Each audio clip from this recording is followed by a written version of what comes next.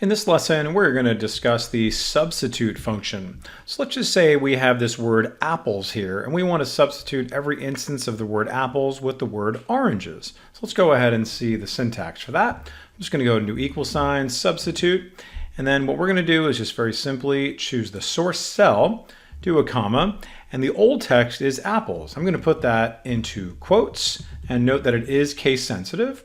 I'm going to do a comma, and you're going to see here the next part of my argument is the new text. And what I want to say is oranges. Again, put that into quotes, and then put that into caps, and then close that out. And now close out my parentheses, and you're going to see it says oranges are delicious. I scroll down now with my autofill, and you're going to see here it says oranges are orange. Oranges are good for health. Oranges grow on trees.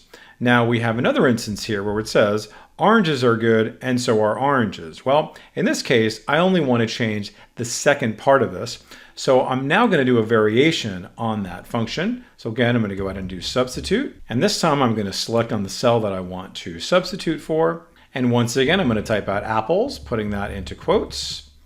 And then once again, my new text is going to be oranges.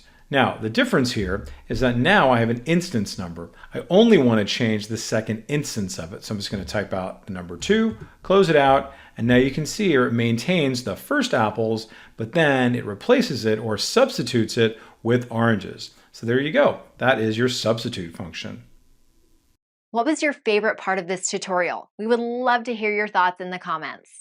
Visit the Simon Says It channel, explore our videos and training sessions, and decide what you want to learn next.